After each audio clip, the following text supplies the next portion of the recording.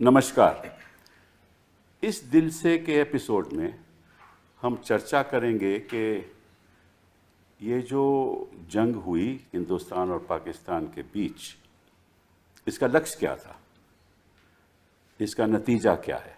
कोई भी जंग कहीं भी हो तो उसका एक लक्ष्य होता है।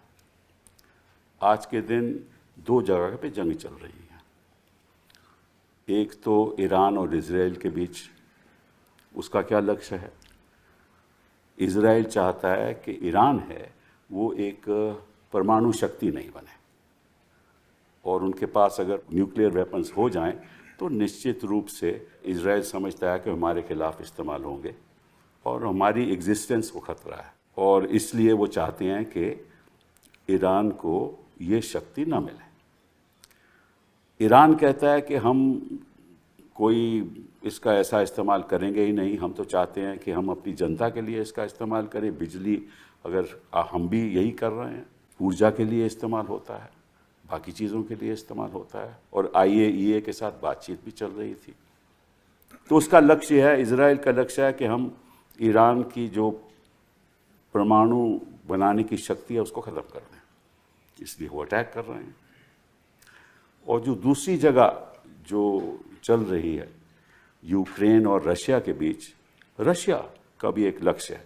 रशिया नहीं चाहता कि जो यूक्रेन है वो नेटो अलायंस में शामिल हो जाए, और रशिया साथ साथ ये भी चाहता है कि डॉनबास रीजन में जहाँ मेजॉरिटी जो लोग हैं वो रशियन बोलते हैं, वो उन्हीं के पक्ष में हो जाए। और ये जो जंग है जो 2014 से चल रही है, तो हर जंग के लक्ष्य होते हैं।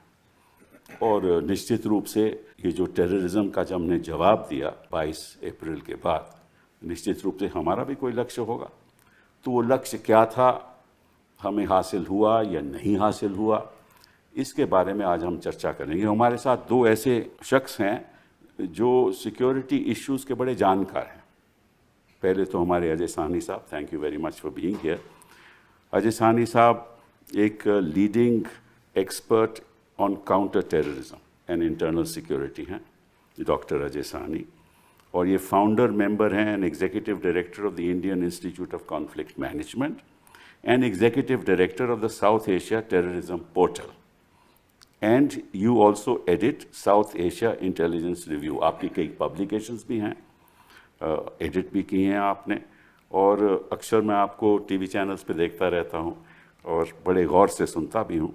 आपने एक बार हाउस ऑफ कॉमन्स में एक एविडेंस भी दी पाकिस्तान टेररिज्म के प्रति, और आपने BBC हिंदी चैनल में कहा कि ये जो हमारा जो राजनीतिक ऑब्जेक्टिव था इस जंग में, वो लगभग उसका ज़ीरो इम्पैक्ट रहा। उस पर बड़ी चर्चा भी हुई। तो thank you very much sir for being here. Praveen Sawhney साहब is also an expert in this area, co founder of the Force magazine, और सिक्योरिटी के बड़े जानकार हैं। तो अजय साहब, आपसे शुरुआत करता हूँ कि जब 22 तारीख को बैसारन में ये हमला हुआ और 26 लोग की मृत्यु हुई, तो हिंदुस्तान में तो ऐसा एक जोश बन गया, सारी देश में जोश बन गया कि भाई इसका जवाब तो देना चाहिए। तो जवाब हमने दिया और कुछ हद तक में कुछ हासिल भी हुआ।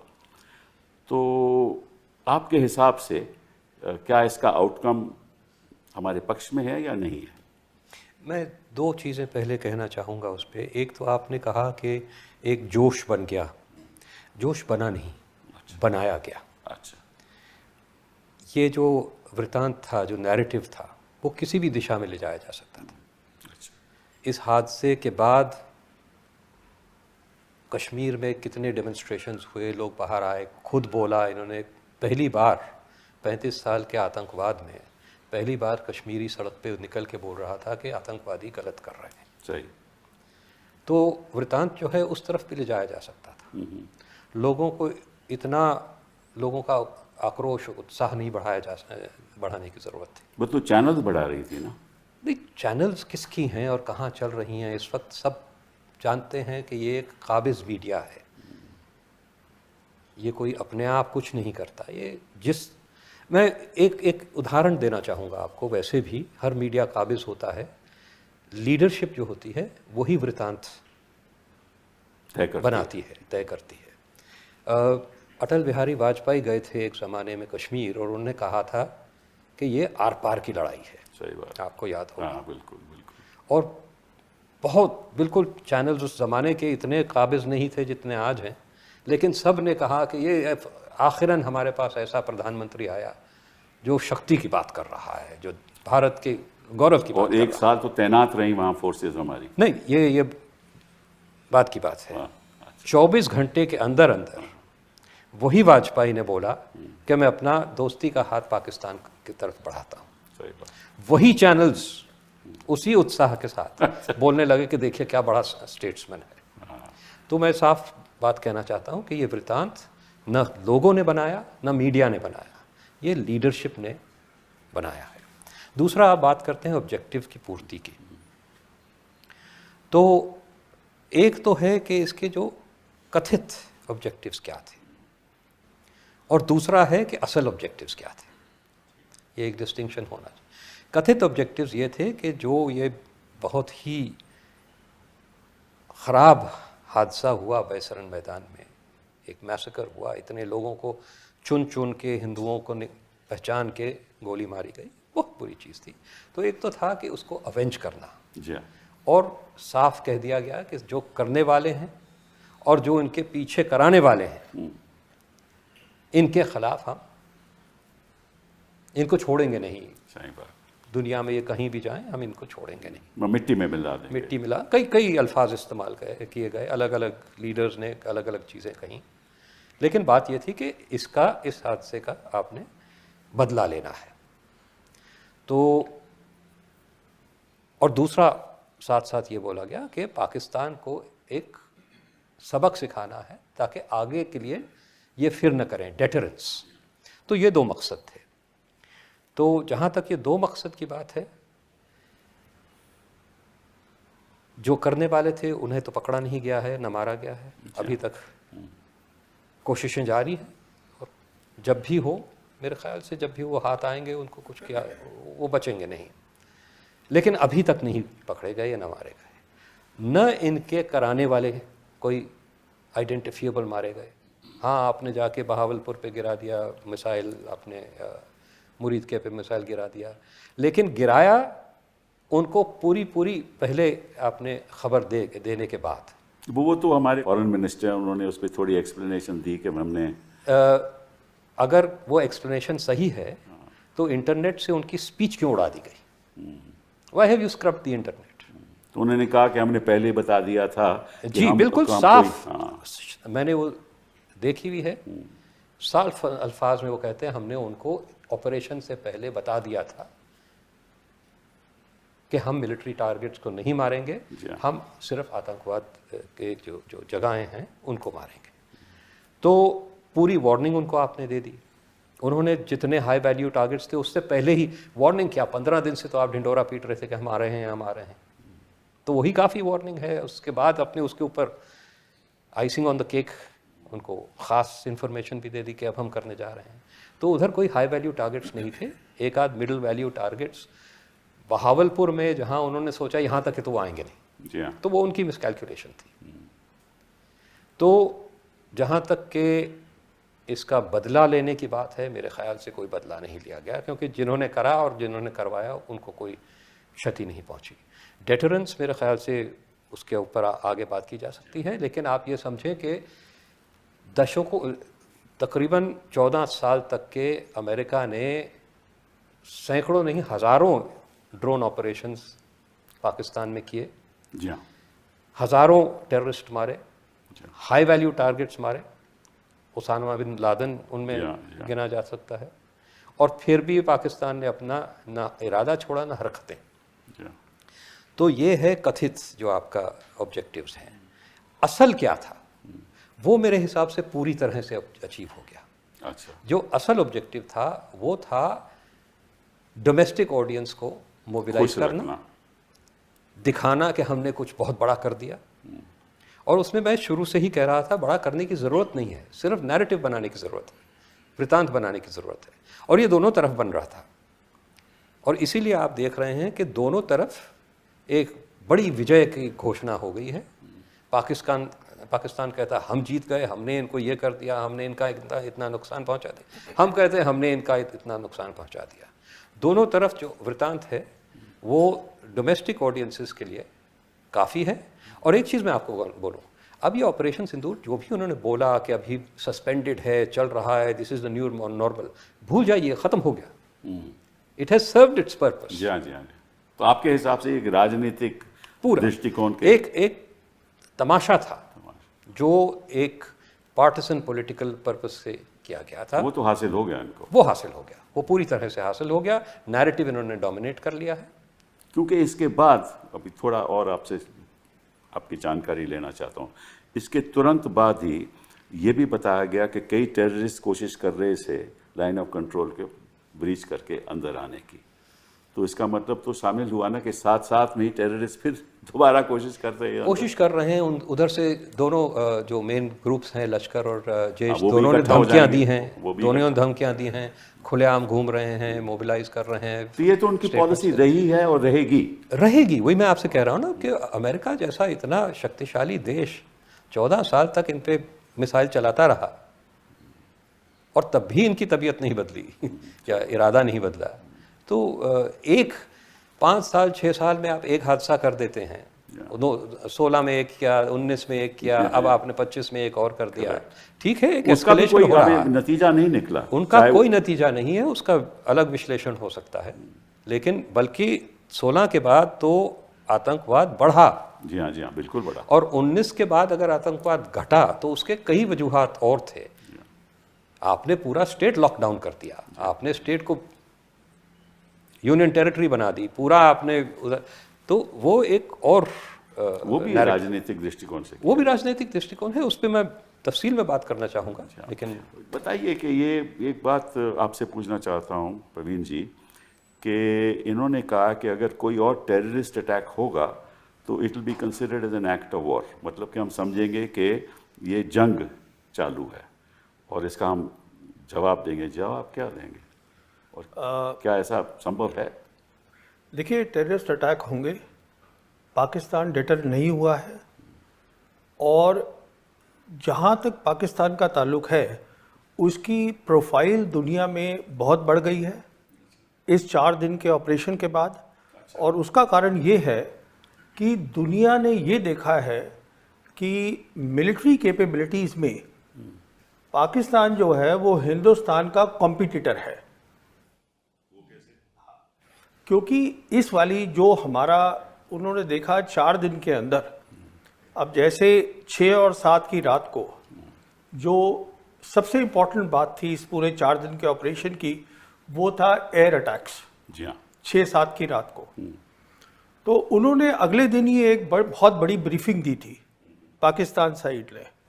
उनके पाकिस्तान एयरफोर्स के एयर मार्शल औरंगजेब अहमद ने इंटरनेशनल प्रेस को एक ब्रीफिंग दी, एग्जैक्ट बताया कि कैसे हमारे पास इलेक्ट्रोमैग्नेटिक आइडेंटिफिकेशंस थी, कहाँ कहाँ हवाई जहाज थे, पूरी डिटेल्स दी उसकी, हमने क्या किया ये भी बताया बहुत इलाबरेट तरीके से कि हमारी जो एयर वॉरफेयर की जो सोच है, जो स्ट्रैटेजी बोलते हैं, कॉन्सेप्ट बोलते हैं, वो कैसे बदल गया है। हमारी तरफ से चुप्पी थी, आज भी हमारी तरफ से कोई उसको बोलने को तैयार नहीं है। अगर आप इस बात को हटा दें, देखिए अभी एक बात तय है, लड़ाई जो होगी हिंदुस्तान पाकिस्तान की और जब जो हमने यूक्रेन में देखी और गाज़ा में देखी, 3 चीज़ें खास होंगी। एक होगी एयर पावर, एक होगी मिसाइल्स। मिसाइल के साथ आपको डिफेंसिव सिस्टम्स भी चाहिए, जिसको हम बोलते हैं एयर मिसाइल डिफेंस सिस्टम्स, वो चाहिए काउंटर करने के लिए। और तीसरा ड्रोन्स होंगे।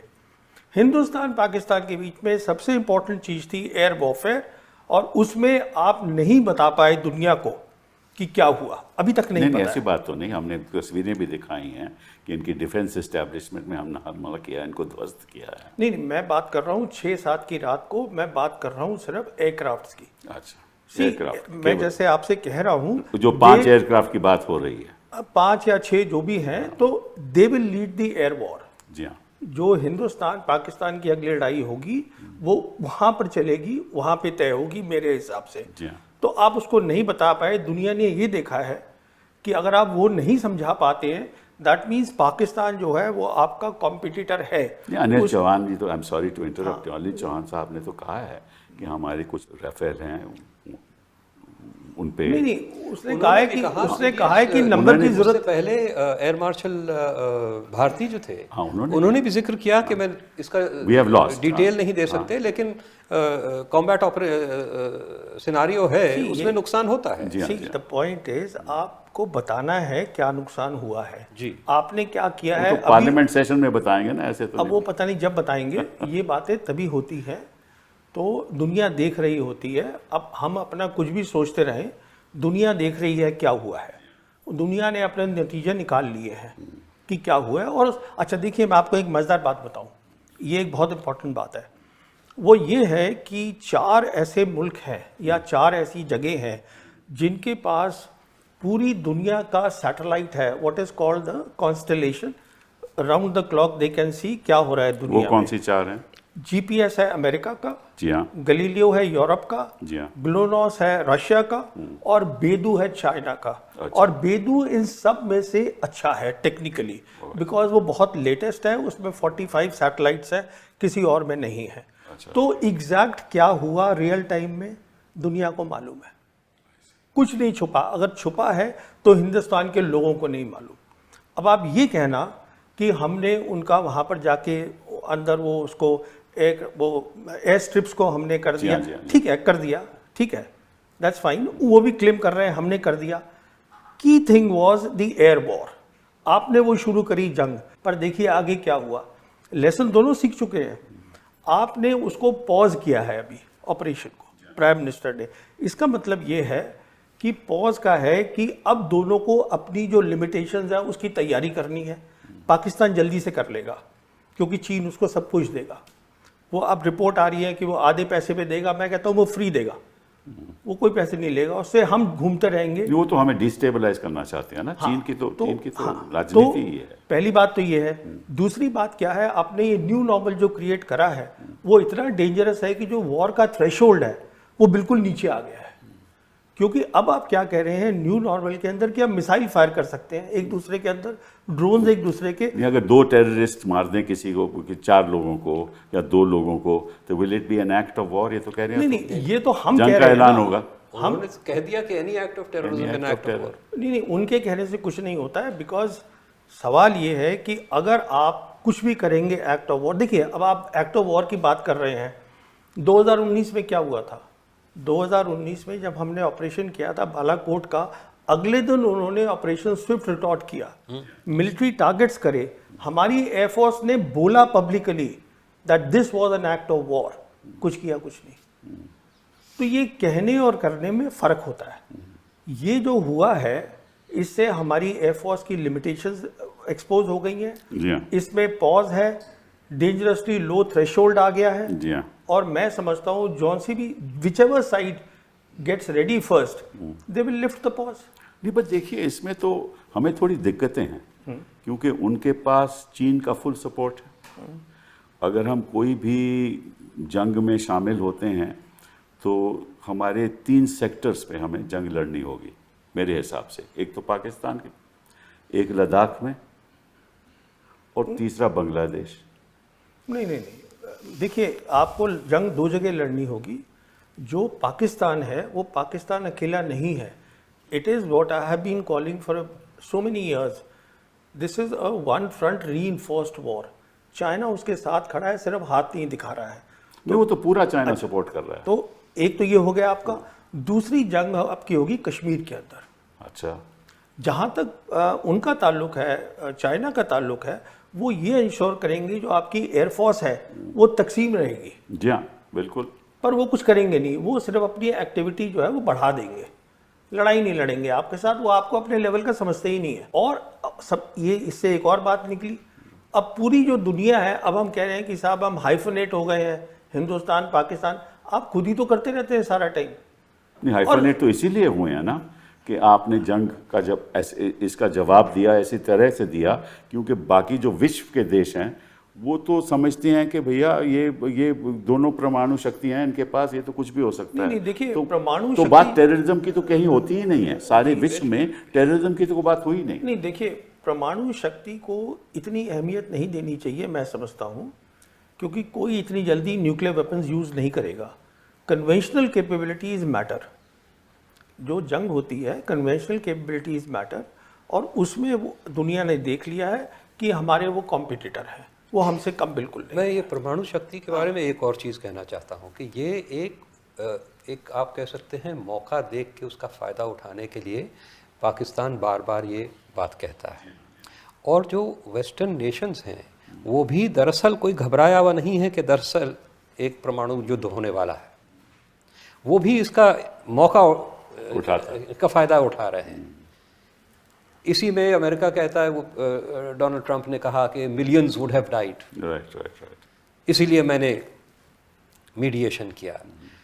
वो इस क्षेत्र में अपना हस्तक्षेप बढ़ाने की कोशिश कर रहे हैं, और उनको ये जो परमाणु का थ्रेट है, एटॉमिक वॉर का थ्रेट है, एटॉमिक, ये उनको एक अच्छी बुनियाद मिलती है लोगों को डराने के लिए। आप एक चीज़ देखिए, जब ऑपरेशन पराक्रम हुआ था, फोर्स मोबिलाइजेशन हुई थी, एक गोली भी नहीं चली। जी हाँ, बिल्कुल नहीं चली। दिल्ली खाली हो गया था, सारी एम्बसीज जो थी उन्होंने अपनी बल्क स्टाफ विड्रॉ कर ली थी। आप सोचते हैं कि अगर वेस्टर्न पावर्स दरअसल सोचते कि यहाँ पे एक परमाणु युद्ध होने वाला है तो अपनी स्टाफ यहाँ छोड़ते?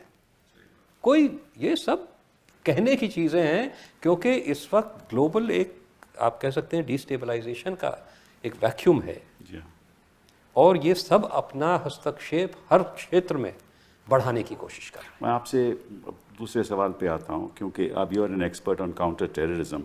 मेरा अपना जो मानना है कि हमें जंग से कुछ मिलने नहीं वाला। अगर हम जंग में जाएंगे और उनकी सपोर्ट रहेगी पाकिस्तान की, चीन उनको सपोर्ट करेगा, तो निश्चित रूप से हमें कुछ मिलने नहीं वाला। बिना जंग के हम बहुत कुछ कर सकते हैं, और ये आपकी भी सोच है, मैं समझ कि वो जो काउंटर टेररिज्म की जो हमारी स्ट्रैटेजी है, क्योंकि इस समय पाकिस्तान की बड़ी बुरी हालत है जी। उनका इन्फ्लेशन रेट बहुत बढ़ गया है, 30% से ज़्यादा हो गया है, और उनके जो प्रांत हैं वहाँ बड़ी बगावतें हो रही हैं। तो हमें इसके बारे में, जंग के बारे में सोचना भी नहीं चाहिए, मैं समझता हूँ, क्योंकि उससे कुछ नहीं हमें हासिल होने वाला। हमें ये सोचना चाहिए कि किस तरह से पाकिस्तान अपने आप में इतना डिस्टेबलाइज हो जाए कि उनके पास कोई शक्ति ही नहीं रहे हमारे साथ मुकाबला करने की। मैं अब क्योंकि अजय जी इसमें नहीं, इसमें दो चीज़ें हैं। पहले तो मुझे ये नहीं समझ आता कि हम काउंटर टेररिज्म में चाहते क्या हैं। हालात ऐसे हो गए हैं कि वहाँ पे पिछले साल 127 आदमी मारा गया जम्मू कश्मीर में। अच्छी बात नहीं है, मुश्किल है, टेररिज्म हो रहा है, लेकिन एक वक्त था वहाँ पे हज़ारों आदमी हर साल मारा जा रहा। 16 साल तक के हाई इंटेंसिटी कॉन्फ्लिक्ट था। एक साल में 2021 में 4011 आदमी मारा गया, पिछले साल 127 आदमी मारा गया। तो ये खुद ही एक समाधान है। अच्छा, हम कोई नया समाधान क्यों ढूंढ रहे हैं? हम क्यों ये आर्टिकल 370 कर दिया, पूरे स्टेट को आपने बिखेर दिया, पॉलिटिकल लॉकडाउन कर दिया, पॉपुलेशन लॉकडाउन कर दिया, सब कुछ कर दिया? इसकी कोई ज़रूरत नहीं थी। हालात वैसे ही सुधर रहे थे। अगर आप देखें तो 2012 में सिर्फ 121 आदमी मारा गया। अगर आप 5 साल जो मनमोहन सिंह के दूसरा बहुत कमते हो रहे थे, कमते होते थे। 5 साल में 1128 आदमी मारा था। यानी कि हर साल 220-225 आदमी मर रहा था। मोदी जी के दूसरे टेन्योर में तब भी 1270 आदमी मरा। यानी कि आप उस 5 साल तक के भी नहीं पहुंचे हैं। आपने सब कुछ कर लिया, 370 और ये वो। आपने तो ऐलान कर दिया 2016 में 8 नवंबर को कि भाई डिमोनेटाइजेशन के साथ टेररिज्म भी खत्म हो। वही मैं कह रहा हूं कि इनके जितने भी क्लेम्स हैं टेररिज्म के, ये विचारधारा से प्रेरित हैं। ये ज़मीनी हकीकत जो है उससे कोई ताल्लुक़ नहीं रखते। इन्होंने बस दिखाना है कि एक हवा बनाना है कि ये आतंकवाद और इस्लामी आतंकवाद एक पूरे देश के लिए बहुत बड़ा ख़तरा है। वरना सल्यूशन तो आपका 2012 तक के तैयार था। उस वक्त आपको पॉलिटिकल इनिशिएटिव्स चाहिए थे। लोग आपके साथ हो गए हैं तकरीबन। कश्मीरी लोग तो साथ ही हैं। तो पहली चीज़ तो मैं नहीं समझता कि इन्होंने जो सब चीज़ें 2019 के बाद की उनकी कोई ज़रूरत थी। पहली चीज़ 370 की बात करते हैं तो 370 आप बेहतर जानते हैं कि एक खोखला क्लॉज था। बिल्कुल बिल्कुल। उससे पहले 40 प्रेसिडेंशियल ऑर्डर से ज़्यादा हो चुके थे। 99% ऑफ सारे कानून सब कुछ पहले ही खत्म हो लागू गए थे, बस वो ज़मीन का और एक आध छोटे मोटे और yeah. उसके अंदर। मगर वो एक विचारधारा से प्रेरित था कि हमने दिखाना है कि 370 से ये अलग ये अपने आप को समझते हैं।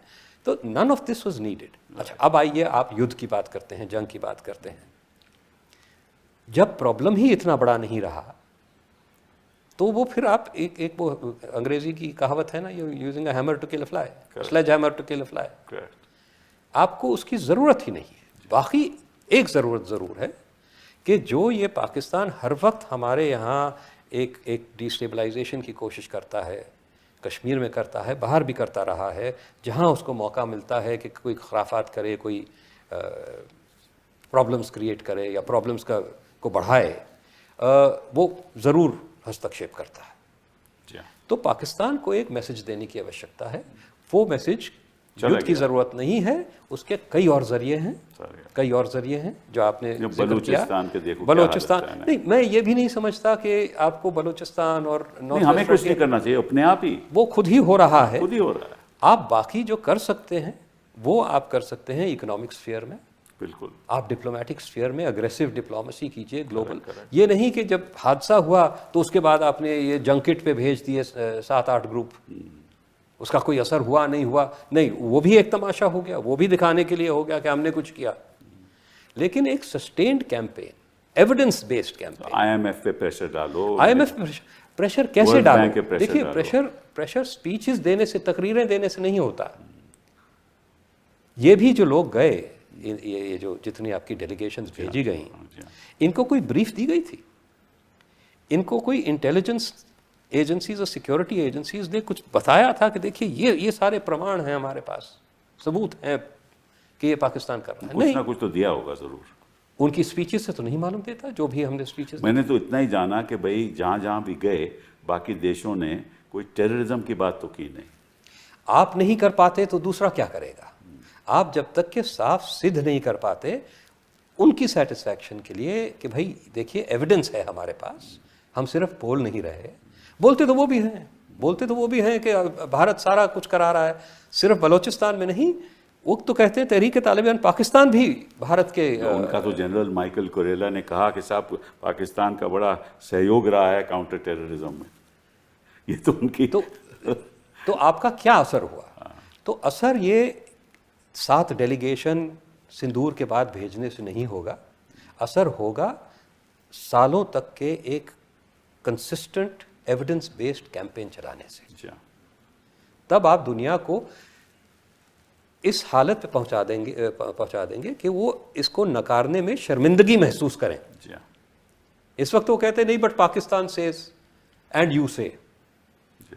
वो तो उनको जब तक के इस हालत में नहीं पहुंचा देंगे कि सारी दुनिया मानती है, एविडेंस सारी सामने है, मीडिया बोल रहा है, थिंक टैंक्स बोल रहे हैं, तो फिर पॉलिटिशियन उसका उलट बोलने में थोड़ी बहुत शर्मिंदगी महसूस करेगा। बिल्कुल सही है।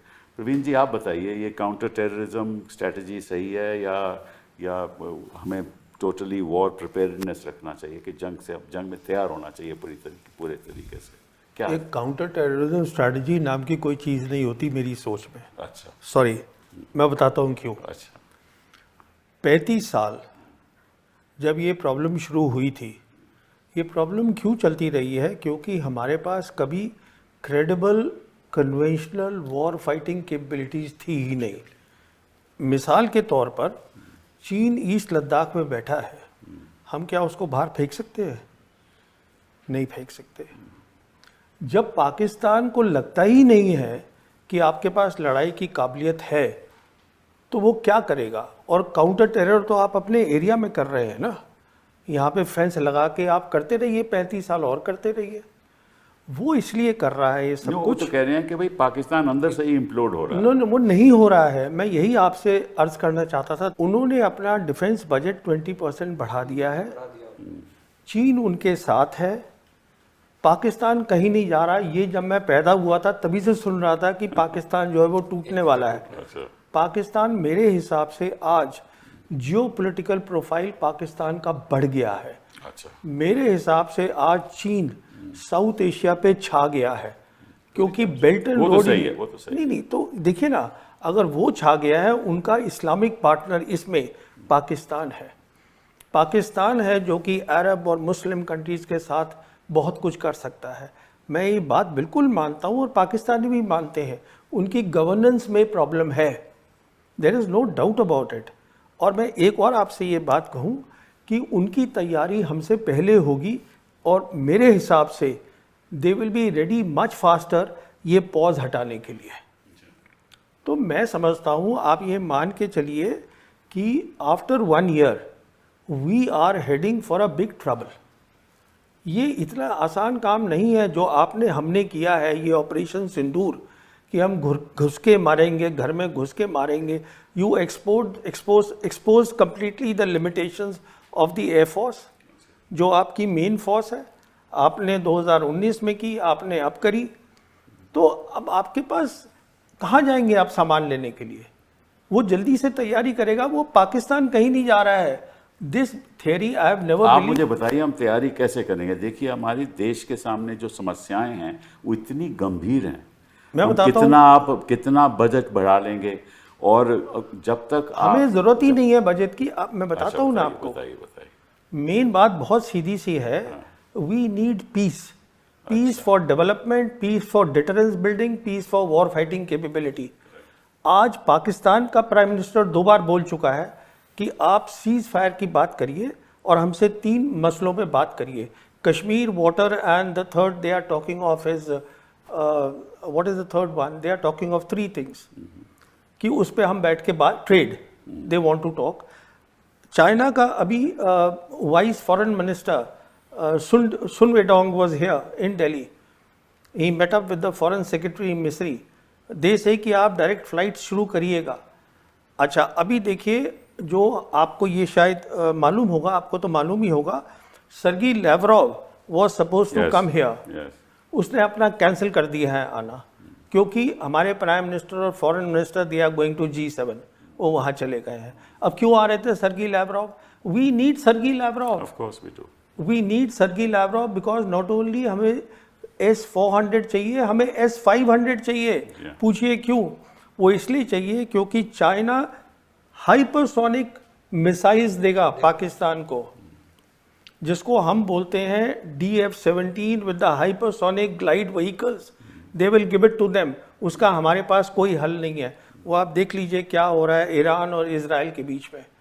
What I am saying is कि ये ना एक टेंडेंसी है टू से कि हमारा जो एडवर्सरी है वो हमसे कमज़ोर है, उसको अंडर एस्टिमेट करना।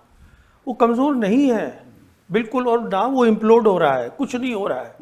अगर खतरा है तो आपको खतरा है, ये मैं बात कर रहा हूँ। और तो अभी तो आपने कहा कि हमारे पीस इनिशिएटिव होना चाहिए। हम ग्लोबल साउथ कंट्री है, we are a global south country, हमें पीस चाहिए। हमारे 80 करोड़ लोग जो है वो गरीब है, उनके पास खाना, यही तो मैं कह रहा हूँ। तो यही मैं भी हमारे इस समय वो तो शक्ति ही नहीं है। आप चाइना से बात करिए, पाकिस्तान से। चाइना से क्यों नहीं बात करते हैं? क्या प्रॉब्लम है हमारी चाइना से? हमारी मेन प्रॉब्लम चाइना ये है जो अमेरिका की है कि we cannot digest, we cannot accept a successful China. हमारी मेन प्रॉब्लम चाइना से ये है, एक कामयाब मुल्क है जिसको हम एक्सेप्ट नहीं कर रहे हैं। देखिए एक मिनट, मैं let me just finish this point. If you see the 36 dynasties of China, एक को छोड़ के all the dynasties they built and rebuilt the great wall of China. देखिए कश्मीर की आप जो भी कह लीजिए कि यह हमारा हो गया, कश्मीर जो ओरिजिनल कश्मीर है उस पर आज चाइना भी बैठा हुआ है, पाकिस्तान भी बैठा हुआ है। ये भी हकीकत है कि यूएन में 1948 रेजोल्यूशन था, वो भी एक हकीकत है। नहीं, बट उसका तो कोई अब मायना नहीं रहा। नहीं, देखिए मायना है, उसका मायना ये है कि जो उनका डिफेंस मिनिस्टर है पाकिस्तान का, ख्वाजा आसिफ, उसने 4 दिन पहले बयान दिया है। ये सुनिएगा इस बात को। 4 दिन पहले उसने ये कहा है कि हम लाइन ऑफ कंट्रोल को अब सीज फायर लाइन बोलना चाहते हैं। इसका मैं इम्प्लीकेशन 1 मिनट आपको बताता हूँ। लाइन ऑफ कंट्रोल जब बनी थी शिमला एग्रीमेंट में, इसमें 2 चीज़ें थी। पहली थी दिस वाज बायलैटरल, करेक्ट। दूसरी चीज़ इसमें क्या थी वो क्लियरली लिखी हुई है कि neither side will use force to change the line. That's correct. इसका मतलब ये हुआ कि आप टैक्टिकली उसको हिला सकते थे, जो हम हिलाते रहे हैं। कभी हम उनकी एक पोस्ट ले लेते हैं, हमारी ले लेते हैं। If now they are saying we want to go back to the UN resolution and the ceasefire line, उसका इम्प्लीकेशन सीधा है they are preparing for attack on Kashmir. I don't think so that they can dare to do that. देखिए मैं तो ये भी मानने को तैयार नहीं था, और मैंने शायद आपसे सहमत नहीं हूं आपसे, मैं नहीं समझता कि ऐसा। नहीं, दैट्स ओके। मैं आपने मुझे बुलाया, मैं अपनी आपको ओपिनियन दे रहा हूँ। मैं आपसे पहले भी बात कर चुका हूँ। मैं तो ये भी मानने को तैयार नहीं था कि हम ऐसी कुछ हरकत करेंगे ऑपरेशन सिंदूर में कि we will actually cross their air space. मेरे को तो लग रहा था कि हमारी जो सिक्योरिटी टीम है, टॉप सिक्योरिटी टीम सरकार की, वो सोचे कि इसका इम्प्लीकेशन क्या है। और मैंने आपसे बात भी की थी इसके बारे में कि ये नहीं होगा। तो मुझे खुद बहुत अजीब सा लगा कि आप ऐसे कैसे काम कर रहे हैं, रियलाइजिंग फुली वेल कि आप जो है you are playing their game. नहीं, आप तो बातचीत कर रहे हैं कि भाई इनको बातचीत करनी चाहिए, सही बात है। लेकिन हमारे जो रक्षा मंत्री हैं उन्होंने तो कहा है कि हम 2 चीज़ों पे बात करेंगे, एक टेररिज्म पे, एक पाकिस्तान ऑक्यूपाइड कश्मीर पे। इन्हीं 2 चीज़ों पे बात करेंगे, उससे अलावा हम बात नहीं करेंगे। आप मुझे ये बताइए, चीन के साथ अगर, एंड चाइना ने रेगुलरली कहा है आफ्टर 5 अगस्त 2019 that we support Pakistan security and, उसका मतलब है सिक्योरिटी एंड सॉवरेनिटी। उसका मतलब बहुत सिंपल है। नहीं, मैं आपका जवाब ले सकते हैं क्या? मैं आपसे इसीलिए जवाब दे रहा था कि जहां तक हमारा सवाल है, हम तो बातचीत करने के लिए तैयार ही नहीं है। ठीक है ना। और मेरे हिसाब से, और मैं आपकी राय चाहता हूं, बिना बातचीत से आगे बात बढ़ेगी नहीं। देखिए, मैं इससे इतना सहमत नहीं हूँ। पहली चीज़ तो बातचीत न करना भी एक बात होती है। पर तो कर चुके हैं हम 2014 से। मैं कर चुके हैं, लेकिन बंद कर दी ना। क्यों बंद की? क्योंकि उसका कोई पाकिस्तान के साथ कोई आगे कदम नहीं बढ़ रहा था। सिर्फ बातचीत से कुछ निकलेगा, इस बुनियाद पे बातचीत होनी चाहिए, इससे मैं सहमत नहीं हूँ। क्योंकि बातचीत का असर होता है। हम अगर पाकिस्तान से, और ये नहीं कि बातचीत नहीं हो रही पाकिस्तान से, बातचीत हो रही है। दोनों डीजीएमओ ने बातचीत की, इसलिए ये आपका सीज़फायर हुआ। बाकी भी बैक चैनल्स होते हैं, एनएसए तो जो भी हैं, तो बातचीत तो हुई ना, सीधी या किसी के ज़रिए से। एनएसएज मिलते हैं, कहीं बाहर मिल जाते हैं, अनऑफिशियली मिलते हैं, साइडलाइंस पे बातचीत होती जाती है, इंटरनेशनल मीटिंग्स पे। बातचीत का मतलब एक पॉलिटिकल लेवल पे, वो पॉलिटिकल लेवल पे जब आप बातचीत करते हैं, उसके 2 इश्यूज होते हैं। पहले उसकी कुछ बुनियाद बने कि भाई प्राइम मिनिस्टर जाएंगे, उसका कोई असर होगा, या आपके एक्सटर्नल अफेयर्स मिनिस्टर जाएंगे, तो एक कोई बेसिक वर्क हो चुका है, उसके बाद कुछ फाइनलाइज होने जा रहा है। दूसरी चीज़, जब आप एक पाकिस्तान से बातचीत करते हैं, तो आप दुनिया को एक मैसेज दे रहे हैं कि ये एक रैशनल एक्टर है, ये सुलह करना चाहता है, जो सच नहीं है, क्योंकि इनसे हमने कई बार बातचीत की, और ये बातचीत और आतंकवाद साथ साथ चला रहे हैं, चलाते रहे हैं, और फिर भी चलाएंगे। ये बातचीत का एक कवर लेके चलते हैं। तो मैं इससे सहमत नहीं हूं कि बातचीत से सब चीज़ें रिजॉल्व हो सकती हैं। प्रॉब्लम यह है कि हमारी जो पॉस्चर्स हैं वो हमारी शक्ति के साथ रेकनसाइल नहीं होते। सही बात है। आपने जो, मैं पूरी तरह से सहमत हूँ इस पर कि ये जो हम पाकिस्तान ये सब हिम्मत करता क्यों है, क्योंकि हमारी कन्वेंशनल डोमिनेंस नहीं। कन्वेंशनल डोमिनेंस क्यों नहीं है? क्योंकि हमने डिफेंस पे कभी इन्वेस्ट ही नहीं किया। मैं बार बार ये कहता रहा हूँ कि हम इसी पे बड़े खुश हैं कि हमारी फ़ौज जो है पाकिस्तान से दुगनी है, हमारे पास उनसे दुगने टैंक हैं। इस बार तो ब्रह्मोस ने तो काफ़ी अपना, देखिए, एक आध चीज़ से यही हमारा our cup runneth over rather easily. We are a nation, हमारी जो पॉपुलेशन है उनसे शायद 6 या 7 गुना है।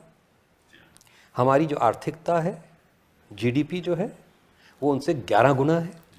तो हमारी फ़ौज उनसे 2 गुना क्यों है? और हमारी फ़ौज सिर्फ उनके लिए है?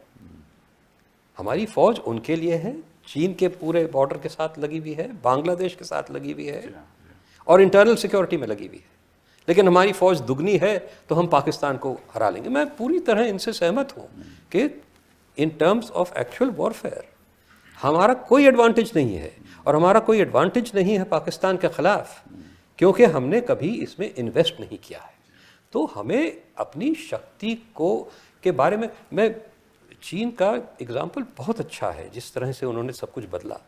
डेंग ज़ियाओपिंग का बहुत अच्छा था, हाइड एंड बाइट, अपनी शक्तियों को और आपका जो कैपेबिलिटीज़ हैं जो डेवलप कर रहे हैं आप, उनको छुपाओ और समय बिताओ, और जब मौका मिले तो, और समय जब नहीं मौका नहीं मिले, जब आपकी शक्ति उस दर्जे पे पहुंच जाए कि आप अपने डेजिग्नेटेड दुश्मन जो आपसे कहीं दर्जा ज़्यादा शक्तिशाली है, उन्होंने तो अमेरिका को उस वक्त 80s में, लेट 80s में ये पूरी चीज़ तय हो चुकी थी इनके दिमाग में कि हमारा चैलेंजर जो है वो अमेरिका है, और उसी वक्त वो अमेरिका से अपनी दोस्ती बढ़ा रहे थे।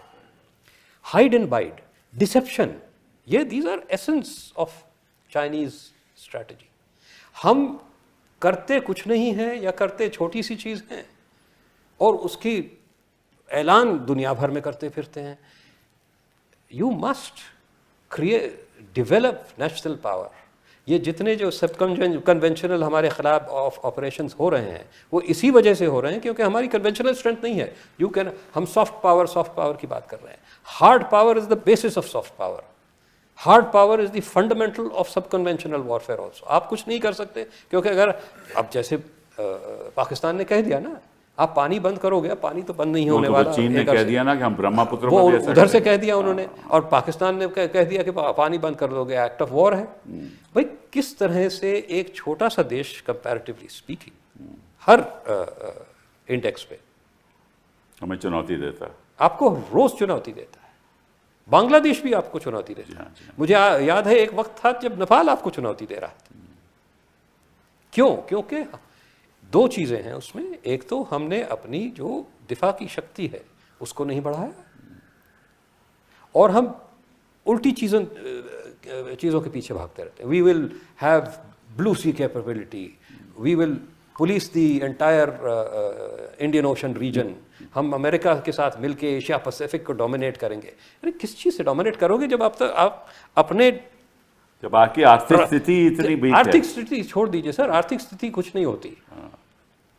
पाकिस्तान की आर्थिक स्थिति हमसे कम है 20%। उन्होंने साथ तो बाकी लोग हैं ना, चीन भी है और अमेरिका भी है। आपके साथ लोग क्यों नहीं है? ये सारा क्षेत्र आपका था, बैकयार्ड था, लेकिन इस बैकयार्ड को आपने बैकयार्ड समझ दिया। किसी के साथ आप नहीं खड़े हुए। पड़ोसी हमारे साथ, पड़ोसी आपके साथ क्यों नहीं है? क्योंकि आप उनके साथ नहीं खड़े हुए। अभी आप जंग जो चल रही है, आप भाग रहे हैं अमेरिका के पीछे, नाम जहां हम इजराइल के साथ, आप अमेरिका के पीछे भाग रहे हो।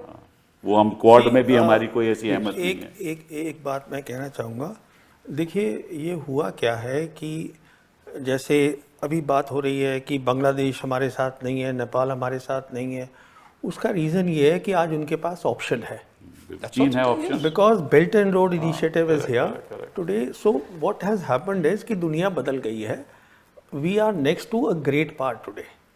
ये पहली बात तो ये अच्छा। This is a very important realization. And we are dependent on them, but 30% हमारी जो टोटल आयात इंपोर्ट हैं चाइना से आते हैं। China is today our second largest trading partner. Correct. Sir, last year I think, or the year before last, it was the first. It had overtaken. Exactly. And here is the interesting thing. The total trade of last year was $129 billion bilateral trade. Of that, 113 was their exports to us. Correct, that's correct. And 14 billion was correct, and $90 billion is the deficit. 99 billion is the trade deficit, and we are dependent on them, and we said we don't want to normalize relations with them. ये है, हम normalize नहीं करेंगे। क्यों नहीं करेंगे आप? उसके दो कारण हैं बहुत सीधे से। नंबर 1 ये है कि अगर आप normalize करेंगे तो आपको cooperation करनी पड़ेगी। Then because they have deep pockets and they have infrastructure building capabilities, then if you work together for the betterment of the small countries, then they automatically become the leader. Number 1. Number 2, जो Americans हैं उन्होंने हमें ये झांसा दे रखा है, and it is, we are thinking it's a great thing that Indians should be the military bulwark in Indian Ocean region, कि आप फिर से Indian Ocean region में piggybacking on the Americans, you can take on China. You cannot take on any country, you have to take on your own steam. Absolutely. So my point again is, I just want to come to the big point. The big picture is, please look for peace. Peace is doable. We need a leadership, I believe, in this country, because if there is peace and peace is doable, इसका भी एक जवाब सुनिए. When Musharraf was the ruler of Pakistan, he had a foreign minister called Kasuri. Kasuri wrote a book which is Neither Hawk Nor Dove. In fact, we had interaction also, and he told me very clearly that when the talks चल रही थी हम दोनों के बीच में, तो हम बंद कर देते थे अपने उसको प्रॉक्सी वॉर को. उसमें चैप्टर में भी लिख दिया उसने. कहने का मतलब ये है, proxy war is a military strategy. ये पॉलिटिकल इसका जवाब नहीं है. It is a military strategy on their part to make sure that you talk on Kashmir.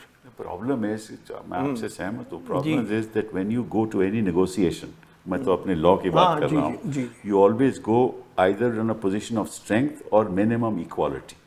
So otherwise you can't negotiate. This is the best part. देखिए, you have strength today. Sir, I'll tell as you far what as is the counter-terrorism is concerned, I will fully agree. We have full strength. We have dominated them. No. I'm not talking military strength here. I am talking what is your strength. Your strength today is you are sitting at the center of the area where global geopolitics is being played out. What that means is, in very simple terms, that all the three great powers are focused in this area, Asia Pacific. Your second strength is you have a huge market. Everybody wants to come here. So it is not that we don't have strength. We basically have a zero-sum mentality, a colonial mentality, कि मुझे अगर जीतना है तो दूसरे को हारना है. इस पे चर्चा हो सकती है, क्योंकि आप कहते हो कि we have a huge market, we have a huge market, but everybody wants to take advantage of us. No. और ये हो रहा है ना. आज के दिन जो नेगोशिएशन हो रही है, वो कहते हैं आप अपना एग्रीकल्चरल सेक्टर खोलिए. It's not so easy. It's not so easy to negotiate. I would say it is even more difficult to negotiate, because if you see global trends, तो ये पूरी जो विश्व है वो दो भागों में बट रहा है. एक हैं द नेशंस ऑफ टेक्नोलॉजी, और बाकी हैं जो कॉलोनाइज हो रहे हैं. बिल्कुल. और भारत एक कॉलोनाइजेशन के प्रोसेस में है. आप चाइनीज इंपोर्ट्स की बात कर रहे हैं, वो हमसे लेके क्या जाते हैं? और प्राइमरी गुड्स. करेक्ट. और हमें बेचते क्या है? Finish goods. बिल्कुल. We are not manufacturing anything, we are producing nothing but primary goods. जब 13% हमारा तो यही तो जीडीपी होगा, तो और क्या होगा? यही तो कॉलोनियलिज्म का फर्क ये है कि इस वक्त कॉलोनाइज करने के लिए आपको मिलिट्री ऑक्यूपेशन की जरूरत नहीं है. आप इकोनॉमिकली कॉलोनाइज कर रहे हैं. अब अफ्रीका पूरा इकोनॉमिकली कॉलोनाइज था, अब वो उठ रहे हैं, कोई फर्क पड़ रहा है उसमें. पाकिस्तान चीन के साथ जुड़ के एक तरफ से आप कह सकते हैं कि ये और शक्तिशाली है, but it is in a position of vassalage. Colonisation के भी आगे. बिल्कुल. It is a vassal state. बिल्कुल. अच्छा, अब देखिए हिंदुस्तान में क्या हो रहा है. हमारा जो टोटल ट्रेड है अमेरिका के साथ, annual trade, it is well under $200 billion annually. हमें अगले 5 साल में मिशन 500 करना है. यही तो हम कह रहे हैं. 500. तो और हम जो है वो बार बार, ट्रंप 13 बार बोल चुका है, 13 बार बोल चुका है कि मैंने लड़ाई लड़वाई. हमारा प्राइम मिनिस्टर कुछ नहीं बोल रहा है. हाँ, सॉरी, हमारे प्राइम मिनिस्टर चुप बैठे हैं, वो कुछ बोल ही नहीं रहे उसके ऊपर. ठीक है. We are kowtowing to America today. Absolutely. उसमें कोई शक नहीं. नो, बट हमारे पास वो economic, it is a choice of vassality. It is a choice of vassality. हमारे पास है ना ऑप्शंस. मैं यही तो आपसे कह रहा हूं. आप कहते हैं ऑप्शन ये है कि बातचीत करो. No, this is, I am not saying that. I am saying you are part of global south.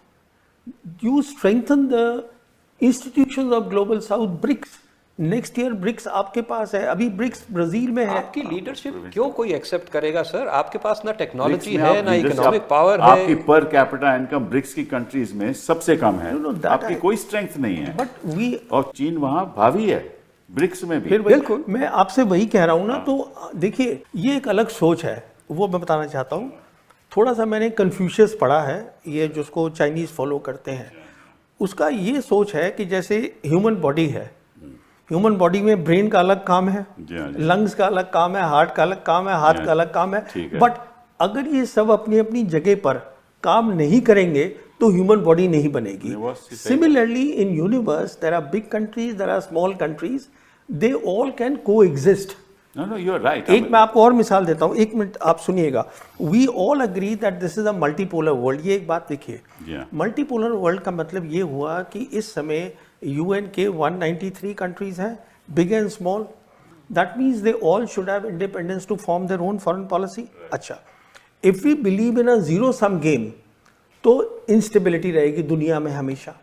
But if we look at the other side, what is happening, which is happening in the global south today, excluding India, then they are looking at a win-win situation, how we all can win. So उसमें आप stability ला सकते हैं 5-10 साल में। This is my point. Balance of power politics, zero sum game, you can never bring stability. नहीं, I agree with you. मैं कुछ और कह रहा हूँ जी। ये स्टेबिलिटी आप ला सकते हो डेफिनेटली, पहले अपने देश को तो स्टेबल रखो। नहीं, फिर वो तो हम अलग बात पे चले गए। That is the primary. और देश को स्टेबल रखना बहुत बड़ी चीज है। मतलब कि आप हर चीज, जैसे आपने कहा, राजनीतिक दृष्टिकोण से देखोगे तो निश्चित रूप से वो देश में इंस्टेबिलिटी आएगी। जब तक आप देश को स्टेबल नहीं रखोगे, देश में लोगों से बातचीत नहीं करोगे, देश में पीस एंड सिक्योरिटी नहीं होगी, अपने युवाओं को आप स्किल नहीं करो, स्किल डेवलप, जब तक वो जो काम करना चाहिए देश की शक्ति के लिए वो नहीं करोगे तो आगे हमारे लिए कुछ नहीं रहेगा। ठीक है, एक चीज़ मैं ये ज़रूर कहना चाहूँगा कि ये सब ब्रिक्स में हम ये कर लेंगे या इस आसियान को रिवाइव कर लेंगे या जो भी कर लेंगे, ये सब चीज़ें राष्ट्र शक्ति पे आधारित हैं। हाँ, बिल्कुल बिल्कुल। आपकी बात इस वक्त कोई कहीं भी नहीं सुनने वाला, क्योंकि आप ठीक है, अगर हम अपनी जियोग्राफिकल पोजीशन और ये centrality to the Asia Pacific region ये सब मैनिपुलेट कर लें तो बहुत कुछ कर सकते हैं।